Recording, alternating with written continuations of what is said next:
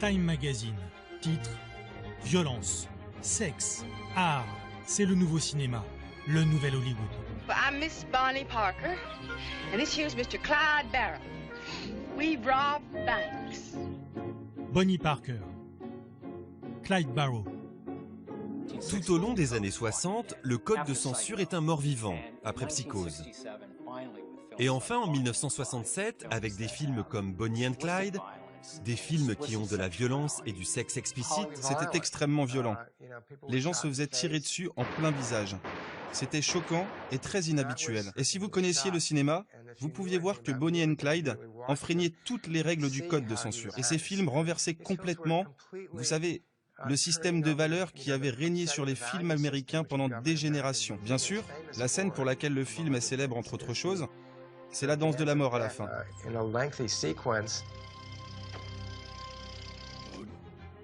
Le code de censure est définitivement abandonné en 1968. Dans les années 70, il y avait des images authentiquement transgressives et certaines d'entre elles étaient vraiment peu plaisantes. C'est très fort. Ça a eu un impact sur les spectateurs. Taxi Driver était un film extrêmement sanglant, en particulier à la fin. Il y a du sang partout, sur les murs, sur De Niro, des flaques sur le sol. Orson Welles, dans les années 70, a dit qu'il pensait qu'on rabaissait les gens, qu'on rendait les spectateurs insensibles à la violence. Et je crois qu'il avait raison. Bonjour et bienvenue dans l'info du mardi, la pastille qui vous fait du bien, votre dose de vitamines de la journée pour une semaine pleine de bonne humeur. Moi, c'est Chant contre Chant. Vous me connaissez peut-être sous le nom de King Tao sur la chaîne d'illustres connus. Je suis le petit prince du cinéma. Eh bien, je suis content, ravi, heureux de vous retrouver pour cette nouvelle info du mardi qui va être consacrée non pas à un bâtiment, à une infrastructure, mais plutôt à un courant, à un mouvement cinématographique qui me tient à cœur. Il faut savoir qu'avant que je rentre dans l'école 3S, j'ai été beaucoup porté par un courant, un mouvement qui s'appelle le Nouvel Hollywood. Et le Nouvel Hollywood, qu'est-ce que c'est ? Le Nouvel Hollywood est un mouvement cinématographique américain de la fin des années 1960, au début des années 1980, qui modernise de façon significative la production du film à Hollywood. Ce cinéma, inscrit dans la contre-culture, est influencé par le néoréalisme italien, la modernité européenne et la nouvelle vague française. Se caractérise par la prise de pouvoir des réalisateurs au sein des grands studios américains et la représentation radicale de thèmes jusqu'alors tabous comme la corruption des pouvoirs politiques, la sexualité, la violence ou le massacre des Indiens. Le Nouvel Hollywood renouvelle également les genres classiques du cinéma américain, western, film noir, ou les déconstruit en s'affranchissant des conventions de ceux-ci. Alors, vous imaginez bien que ce mouvement-là me parle beaucoup parce que ça s'inscrit dans cette liberté-là. C'est les films que je regardais beaucoup parce que je suis beaucoup film des années 70, 80-90, même si on va dire que le premier film qui fait naître le genre du Nouvel Hollywood, c'est en 1969 avec le fameux film de Dennis Hopper, Easy Rider. Et elle termine, on va dire, dans les années 80 avec le film Les Portes du Paradis de Michael Cimino.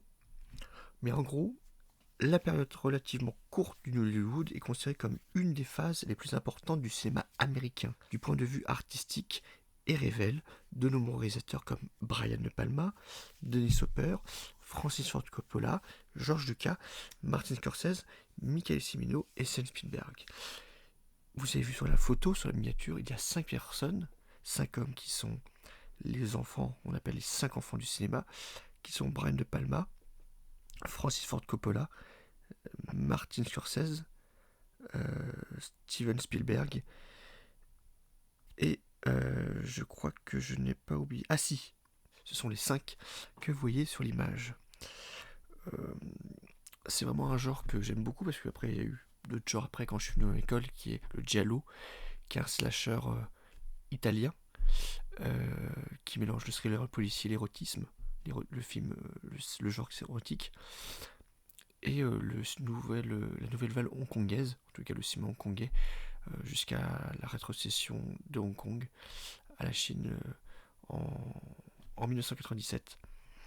En tous les cas, il faut savoir que il y a eu 2 grosses vagues pour le New Hollywood, en fait, parce que il y a eu un âge d'or du vieil Hollywood, c'est avec les grands studios américains, mais il y a des générations qui sont succédées, en tout cas 2 générations qui sont les suivantes. 2 vagues de cinéastes s'emparent du pouvoir dans les grandes firmes au cours des années 1970. La première est celle des metteurs en scène nés dans les années 30. Peter Bogdanovich, Francis Ford Coppola, Stanley Kubrick, Dennis Hopper, Mike Nichols, Woody Allen, Bob Fosse, Robert Benton, Arthur Penn, John Cassavetes, Alan J. Pakula, Paul Mazursky, Bob Rafelson, Al Ashby, William Friedkin, Robert Altman, Michael Cimino et Richard Lester. Et donc la seconde est celle des baby boomers, qui n'a pas connu la Seconde Guerre mondiale et fréquente les écoles de cinéma qui sont les suivants: Martin Scorsese, Steven Spielberg, George Lucas, John Milius, Paul Schrader, Brian De Palma ou Terrence Malick. Donc il faut savoir que les 4 enfants du cinéma sur 5 sont nés après la Seconde Guerre mondiale. Ils n'ont pas connu, en fin de compte, ils étaient trop jeunes.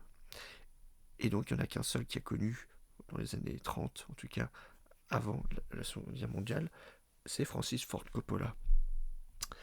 Et pourquoi je vous dis ça? Parce que, en fin de compte, si vous voyez un film américain qui date de fin 60 jusqu'à 80, on peut dire que c'est un film qui s'inscrit dans le Hollywood, même s'il y a des films qui sont des années 80 que Hitchcock disait, par exemple, la trilogie Indiana Jones, pour lui c'est New Hollywood. Bon, après le New Hollywood, c'est après, on peut le mettre dedans parce que Steven Spielberg faisait partie des enfants du cinéma.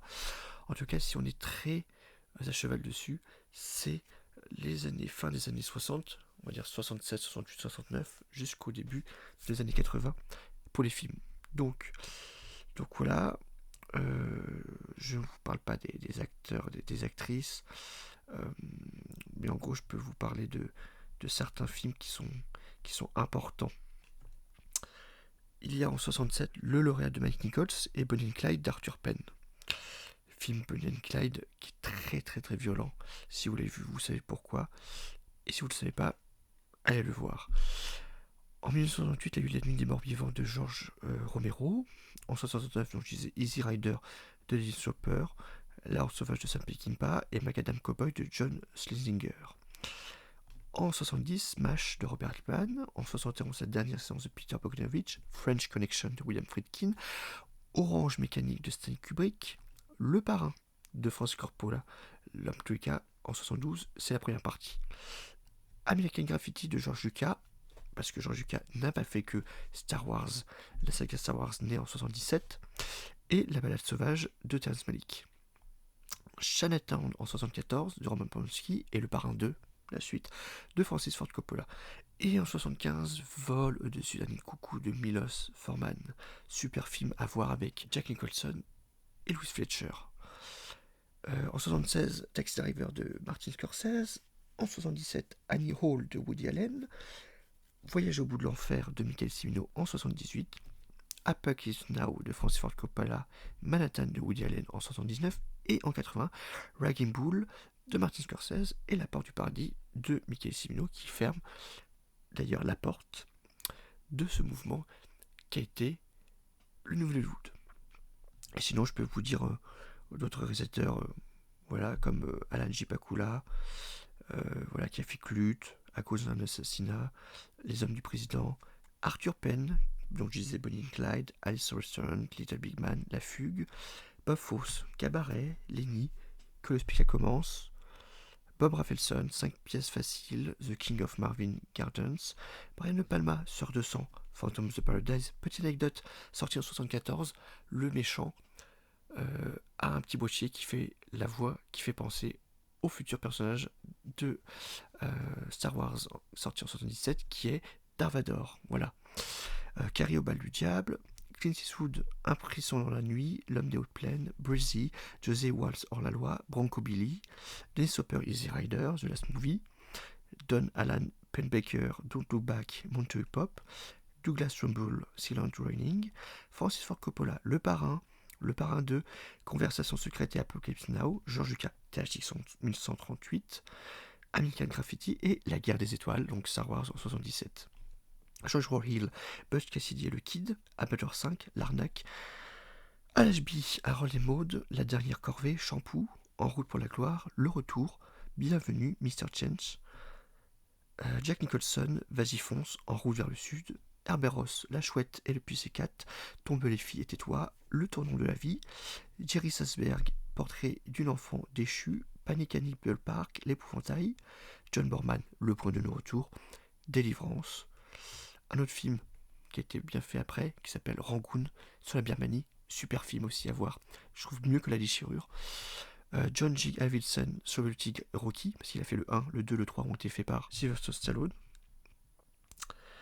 Alors, du coup, continuons. John Milius, Dillinger, Le livre Le Vent, John Schlesinger, Macadam Cowboy, Marathon Man, Karl Rice, Le Flambeur, Les Guerriers de l'Enfer, La Maîtresse du lieutenant français, Martin Scorsese, Bertha Boxcar, Mean Street, Alice n'est plus ici, Taxi Driver, La Dernière Valse, New York, New York, Raging Bull, Michael Cimino, Voyage au bout de l'enfer, La Porte du paradis, Mike Nichols, Le lauréat, Catch 22 ou 22, Milos Forman, Vol au Sudan Coucou, Norman Jewison, Dans la chaleur de la nuit, L'affaire Thomas Crown, Jésus-Christ, Superstar, Paul Mazursky, Bob et Carol et Ted et Alice, Alex in Wonderland, Une femme libre, Paul Newman, Rachel, Le clan des irréductibles, De l'influence des rayons gamma sur le comportement des marguerites, Paul Schrader, Blue Collar, Hardcore, American Gigolo, Peter Bogdanovich, La cible, La dernière séance, On se fait la valise, Doc, La papa, Daisy Miller, Jack le magnifique,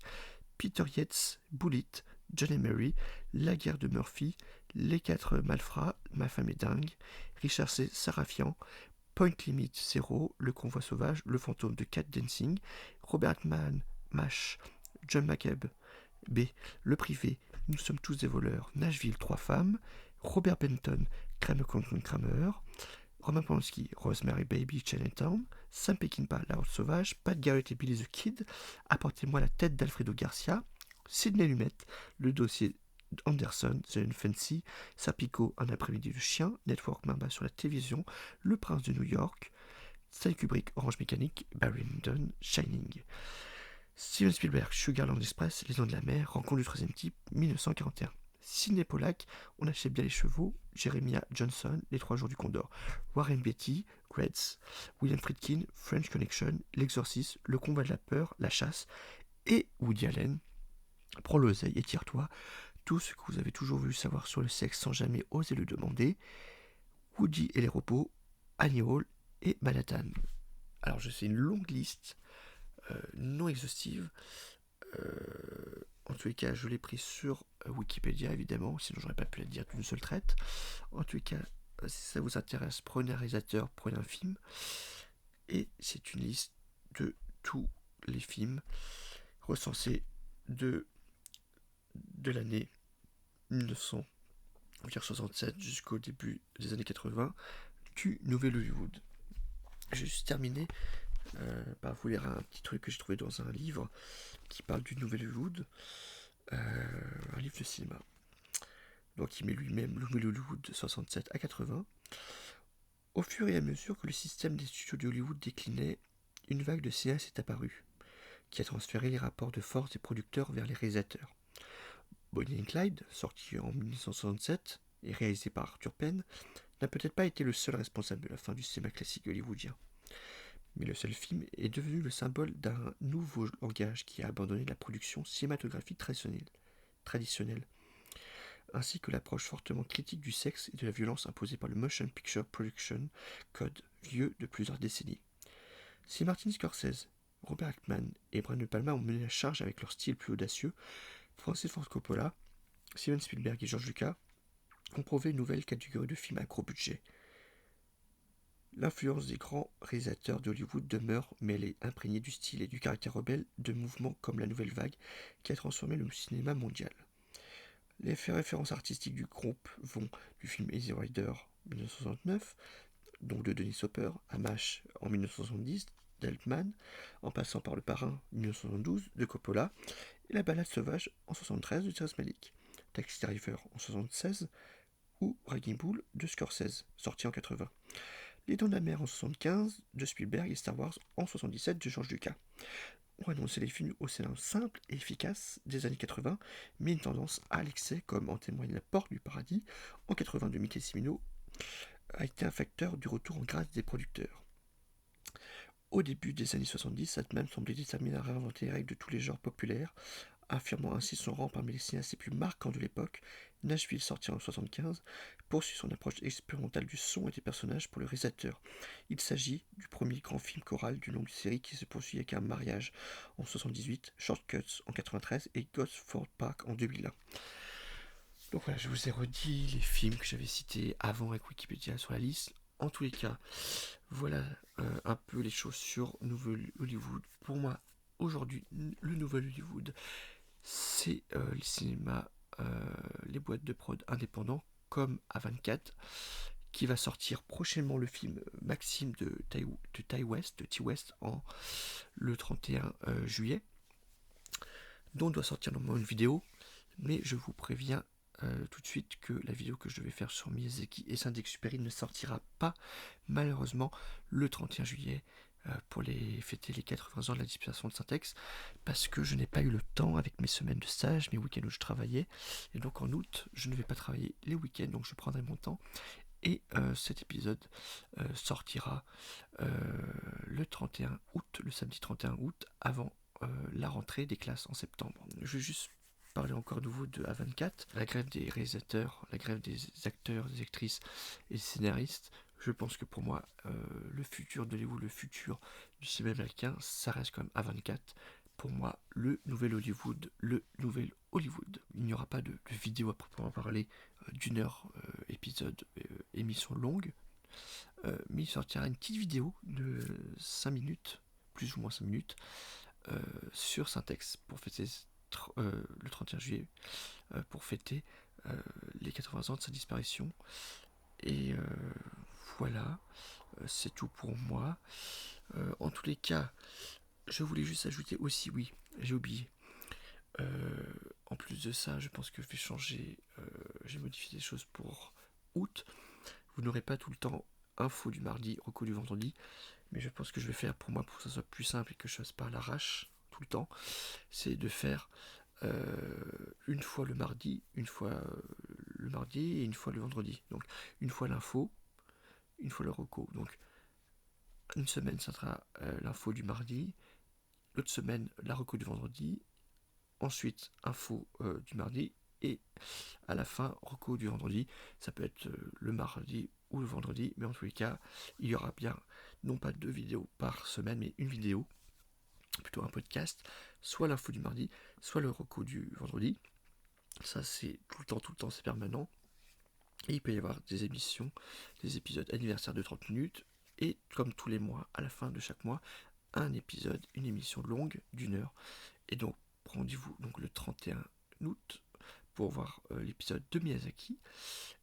Et d'ici là, je vous dis bonne semaine, bonnes vacances encore. Et le prochain podcast, c'est le 31 juillet sur Saint-Ex. Je vous dis salut, à plus.